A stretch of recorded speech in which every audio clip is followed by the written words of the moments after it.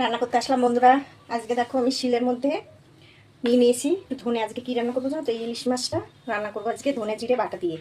এই দেখো এখানে 4 পিস মাছ নিয়ে নিয়েছি, মাছের ডিম ভর্তি। এই যে, আর এই যে দেখো শিলে আমি 1 চামচ ধনে নিয়েছি, ধুয়ে নিয়েছি ধনেটাকে, সেই জন্য এই যে 1 চামচ ধনে। আর এখানে নিয়েছি 2টো কাঁচা লঙ্কা, 2টো শুকনো লঙ্কা, আর নিয়ে নেবো একটু গোটা জিরে। এই যে এইটুকু গোটা জিরে নেবো, কেন যেহেতু মাছটা একদম কম, 4 পিস মাছ, খুব বেশি মানে নেবো না, মশলা বেশি একটা দেবো না। আমি এবার মশলাটা বেটে নিই।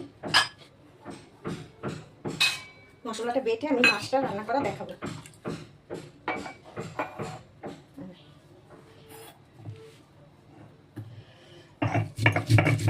আর এই শিলে বাটা মশলা না খেতে দারুণ হয়, কিন্তু মিক্সিতে বাটা একরকম, শিলে বাটার স্বাদটা অন্যরকম হয়। আমি এটা পুরো বেটে নিই।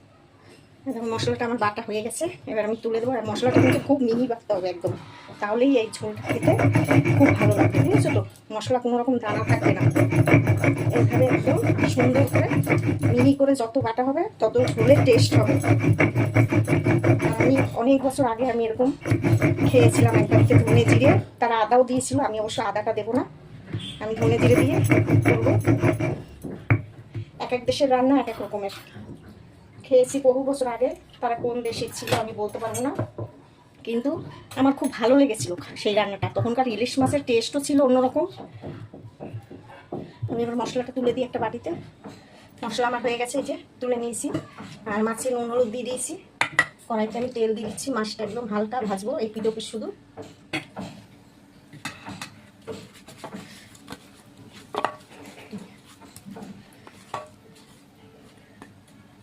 এরকম করে নুন হলুদ মাখিয়ে নিলাম।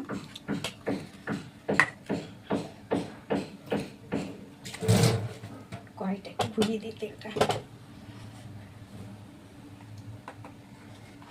একবার আমি জিরেটা ফোড়ন দিয়ে দিই, গোটা জিরে ফোড়ন দেবো। এই যে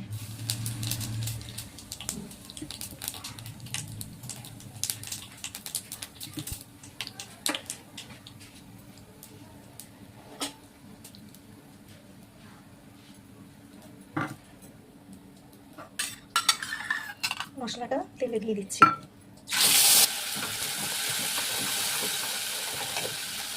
মশলাটা একটুখানি ভাজা হবে, জলটা দিয়ে দিচ্ছি। হলুদ দিয়ে দিই, নুন মাছে দিয়েছি, এটা আমি অল্প দেবো।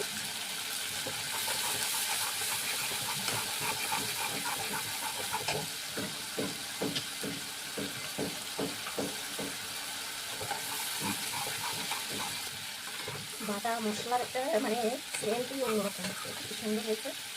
এবার আমি মাছটা দিয়ে দিচ্ছি। এই মাছটা আমি একদম হালকা ভাজবো।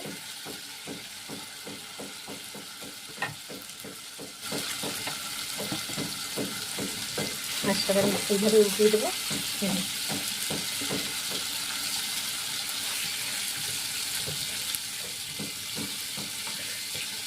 ইলিশ মাছ তো খুব একটা সময় লাগবে না, ওই জন্য মশলাটা আগে কষিয়ে নিলাম ভালো করে।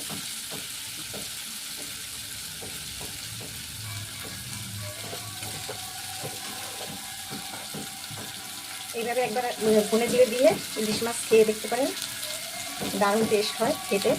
এবার আমি জলটা দিয়ে দিচ্ছি, আর একটু জল দেবো। এবার এটা ফুটবে ভালো করে। দেখুন কালারটা কি সুন্দর হয়েছে।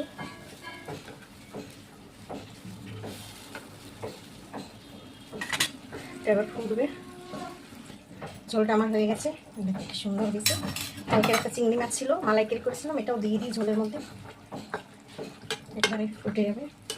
মাছ একদম রেডি। এবার এটাকে নামিয়ে দেবো। দেখুন কি সুন্দর হয়েছে কালার, দেখেছো? কোনো না গুঁড়ো মশলা না কিছু, একদম বাটা মশলা দিয়ে এরকমভাবে খেয়ে দেখবে। আর ভালো লাগলে কমেন্ট করবে, ভিডিওটা শেয়ার করে দেবে। আমি এবার এটাকে অফ করে দিচ্ছি, নামিয়ে দেবো। হয়ে গেল মাছের ঝোল। আর এই একটা কাঁচা লঙ্কা মাছ দিয়ে দিলাম। ঠিক আছে, কি সুন্দর হয়েছে। ঠিক আছে, তাহলে রাখি, সবাই ভালো থাকবে, আবার দেখা হবে।